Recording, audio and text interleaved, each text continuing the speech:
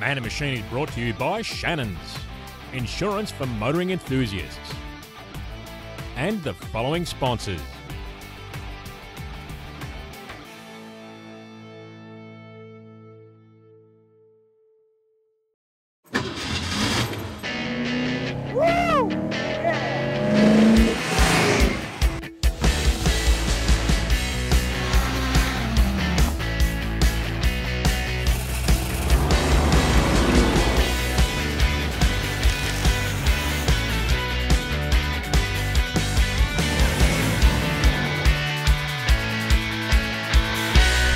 Unbelievable!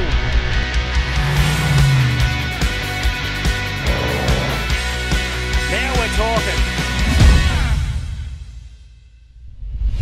Welcome back to Man and Machine. We've found another amazing car collection, and this one is going to blow your socks off.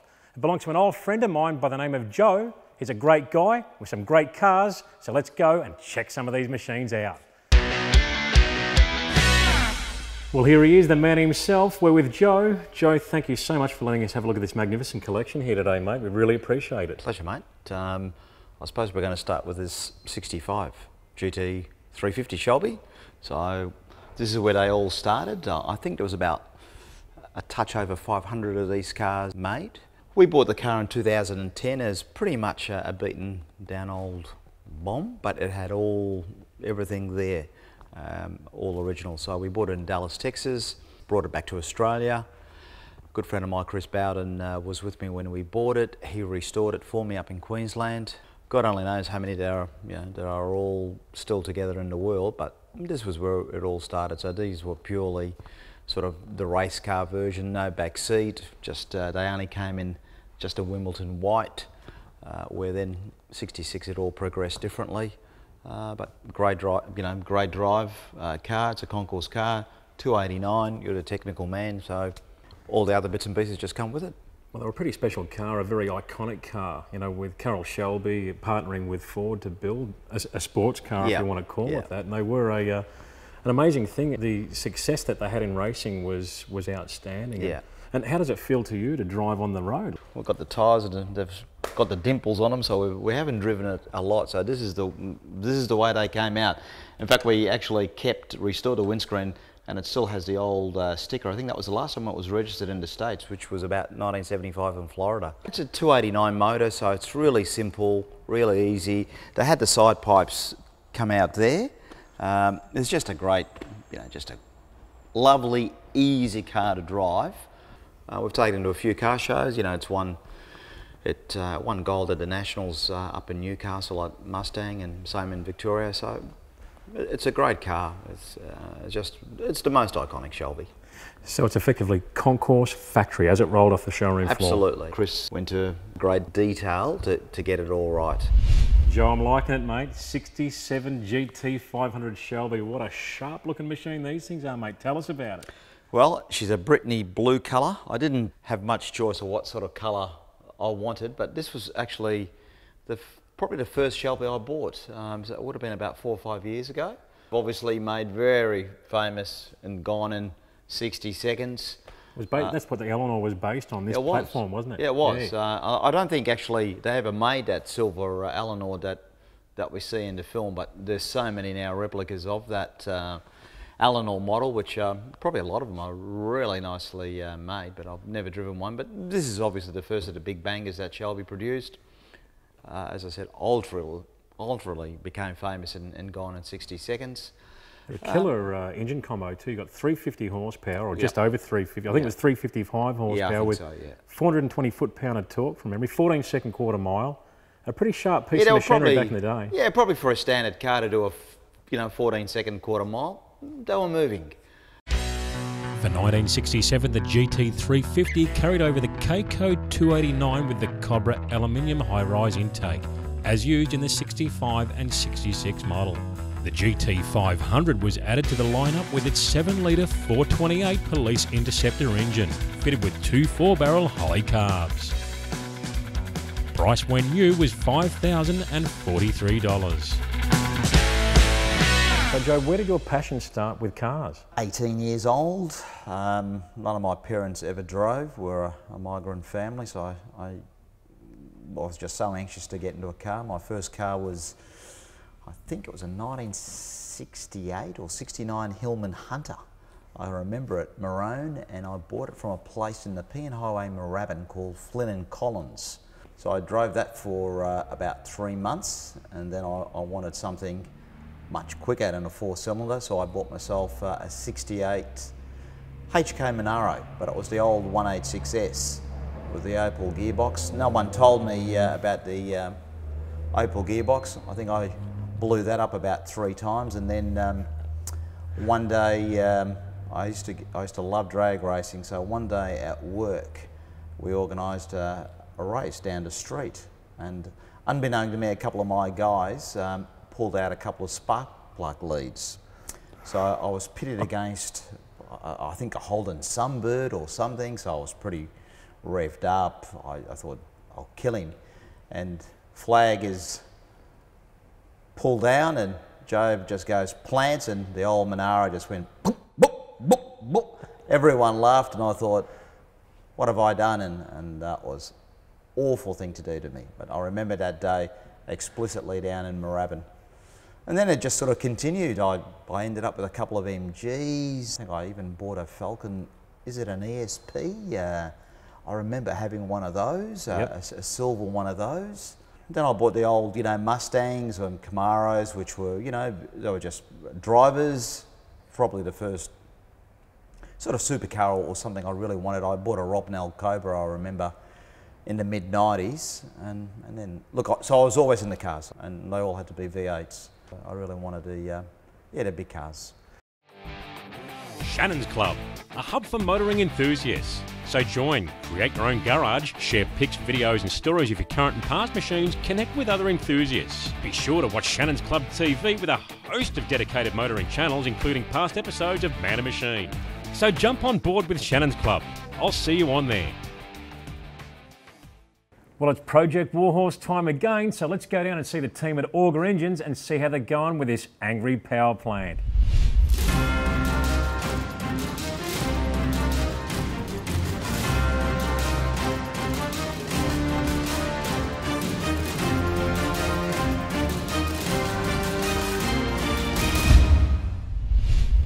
As I've mentioned before, oiling system is crucial for any 351 Cleveland, but not just the 351 Cleveland, any engine, be it a race engine or even a high-performance road engine. It all starts right here at the oil pan or the engine sump.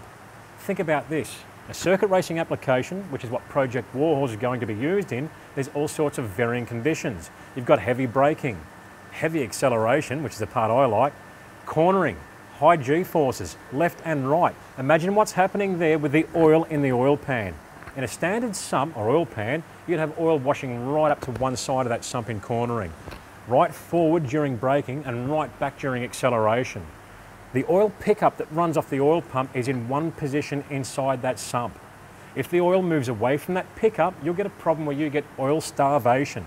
One little bit of oil starvation, where a bearing is not lubricated, will start a chain of events like you wouldn't believe.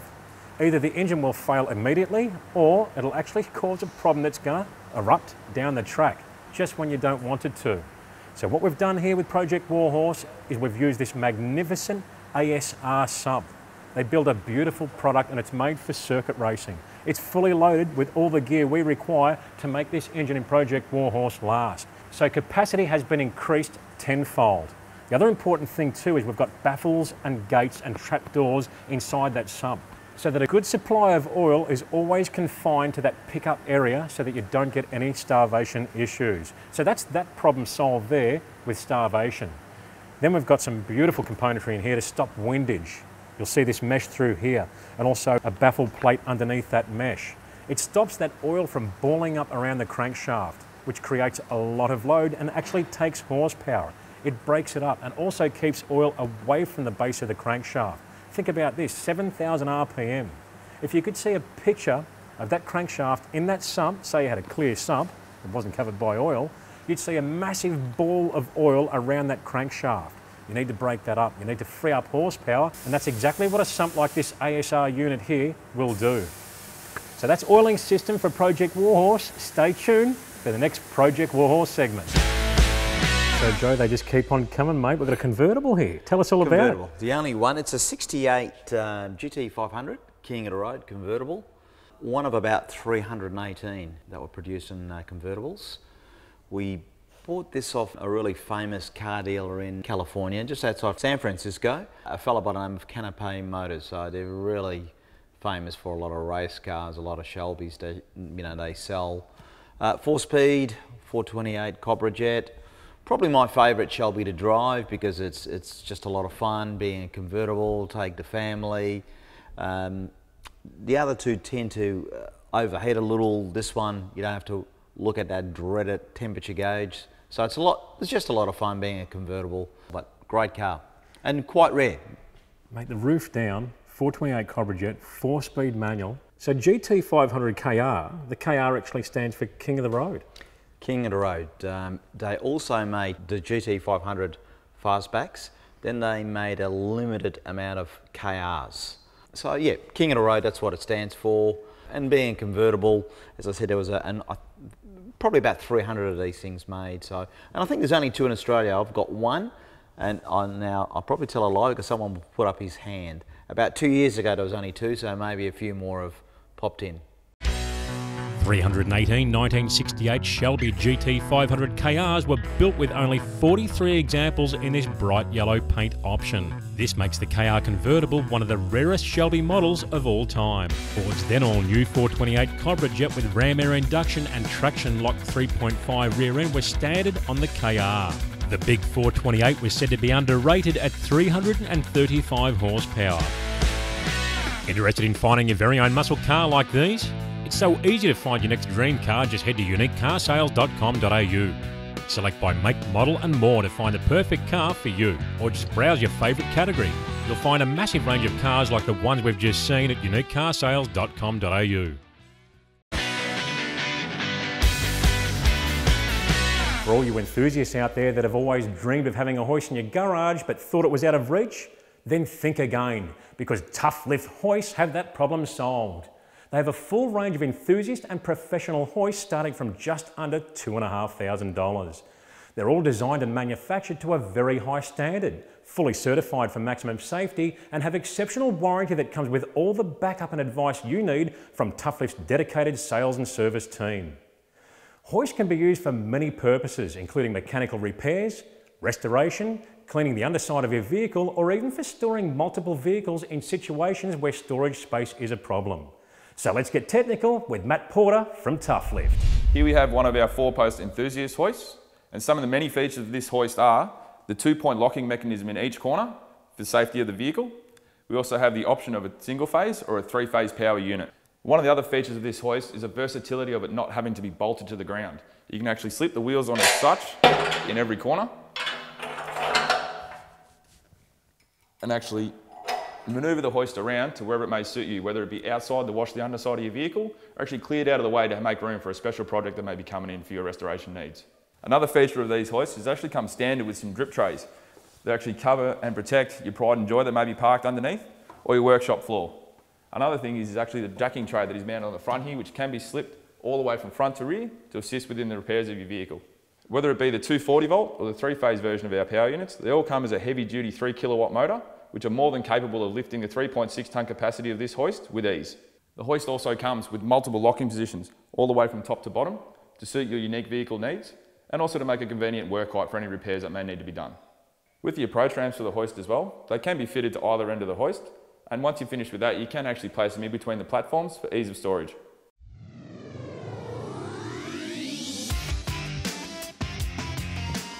Tough Lift have 22 hoists in their model range for the enthusiast and the professional. They can custom manufacture to suit any application, and you can even order a specific colour of your choice. Each hoist is built to comply with the required safety standards, including engineering and work-safe design registration certification. To complement your new Tough Lift hoist, they even have a full range of workshop equipment available.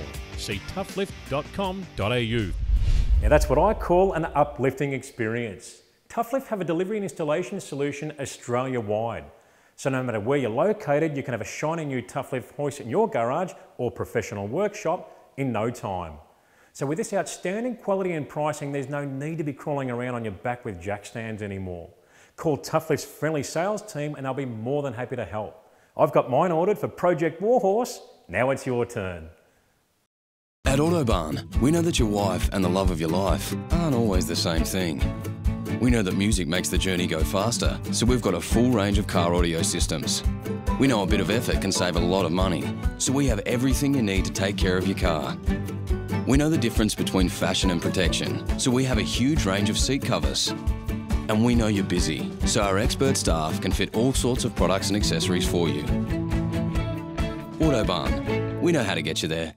So Joe, you've been very successful in business and it's good to see that you enjoy the fruits of your labour and your hard work, but it hasn't always been easy for you, has it? No, you know I hate talking about that stuff, but look, we're a migrant family. As I said, both my parents never drove, so I never got into a car till really I was 18. My first job, I remember, was working with the State Saving Bank in Glen Huntly as soon as I left school, but I knew I wasn't going to get wealthy counting money, I just wanted the money. So I thought I'll leave. So I, to my dad's disappointment, I left and got a job as a forklift driver at a company called McPherson's Metals, which was in Walter Street, Moorabbin. And sometimes I go past that factory just to have a look where it all started, and and that's where we dragged that car. So I just remember it vividly. So I've been in the steel industry all my life. That's all I know, and I've been fortunate. I've met some really great people that have probably taught me a lot. So I've been lucky enough to to get where I am. But no, we've had some, you know, you have your good days and you have your bad days, but I'm so fortunate I've got to this part, and now I can enjoy the cars.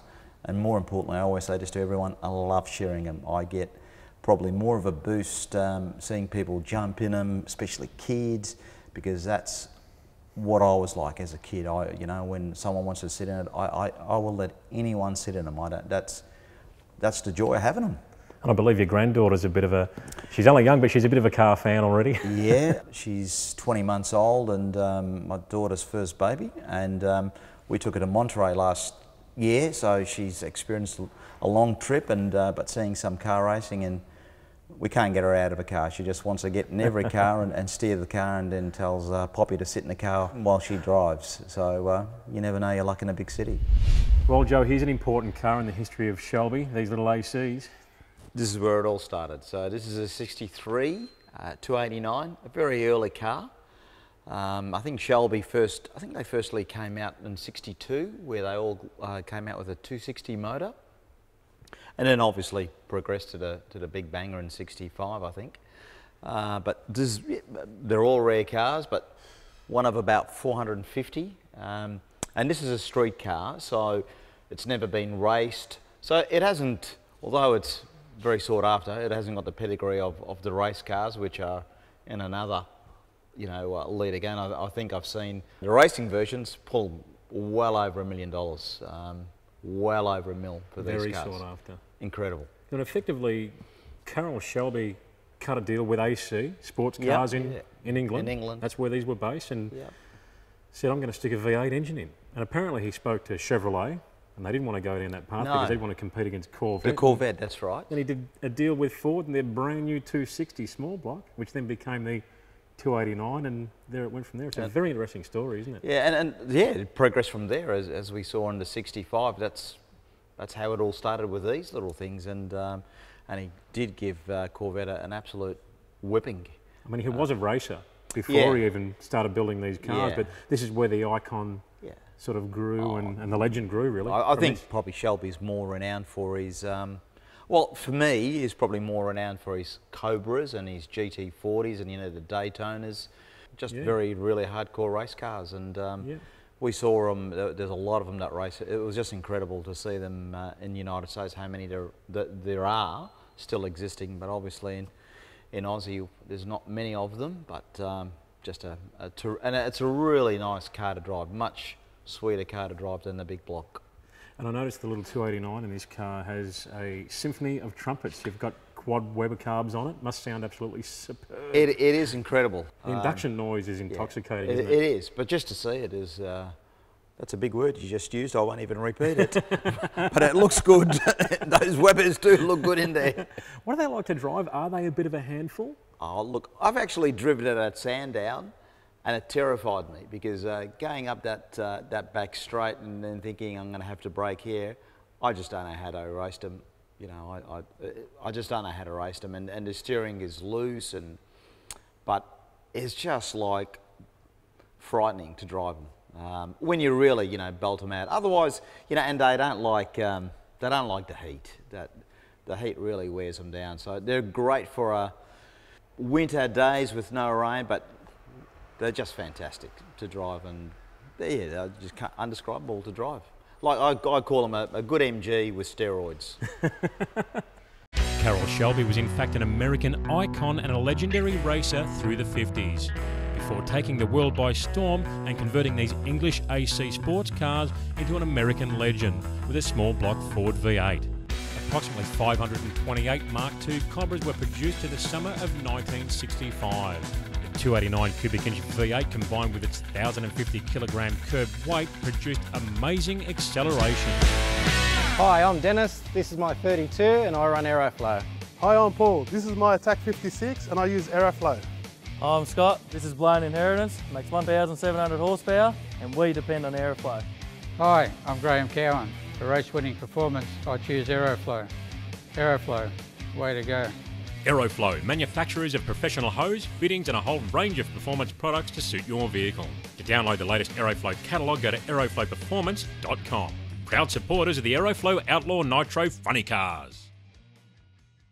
So Joe, when it comes to man caves, mate, you've certainly got a good setup here. You've done an amazing job and quite a few interesting items in here. But tell us about this image here, this poster that you picked up when you're over in the USA. It was just a fluke what happened. At Monterey, you have what they call the Rolex Drivers Club, and it's as fancy as you get it. So it's for the racers. It's not for the public. You can only get in there if you are a participant or you're an owner of the car that competes. So this is when you took your Corvette over to Monterey Historic? Yes. Yep. Yep, at Laguna. So every year they have a theme, and last year was the year of the Corvette.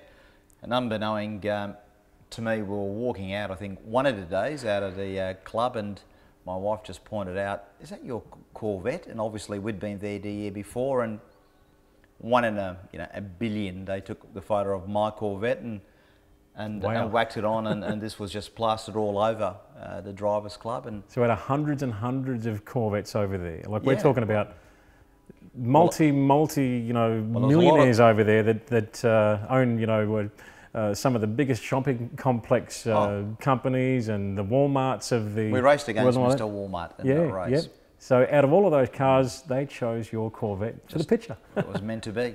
Unbelievable. And then that's actually John Bow in there with his helmet. Wow. So we were just...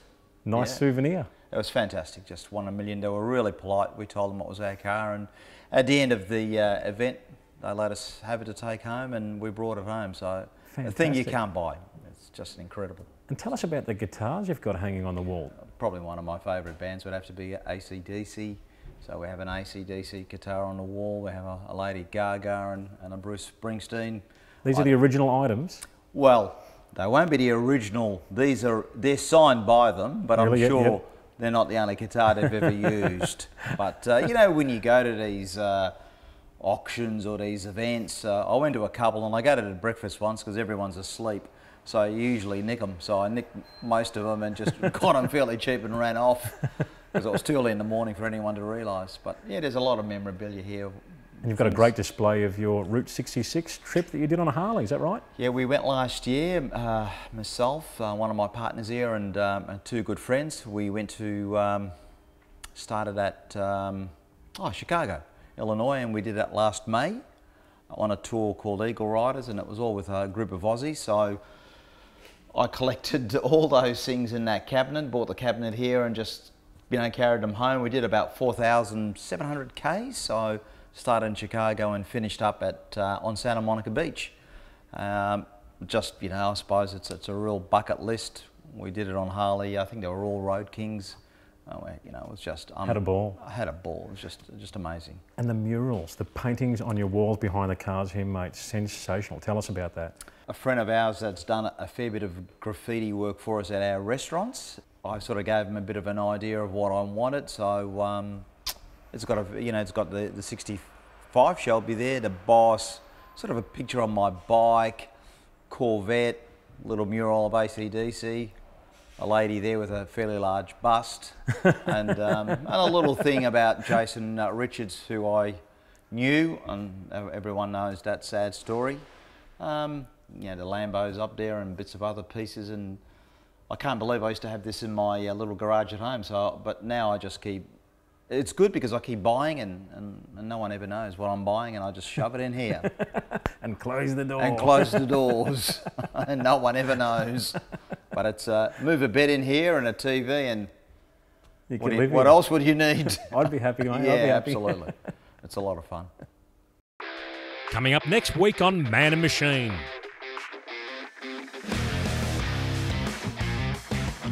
We check out the rest of Joe's awesome collection.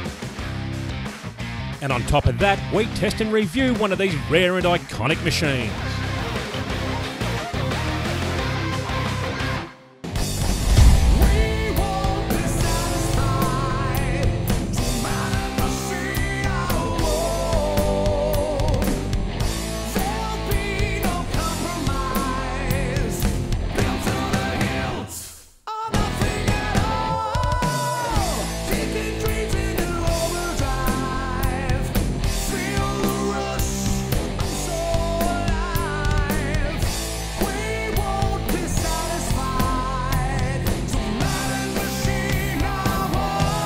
Don't forget, if you'd like to watch past episodes of Man and Machine, jump online and head to Shannons Club.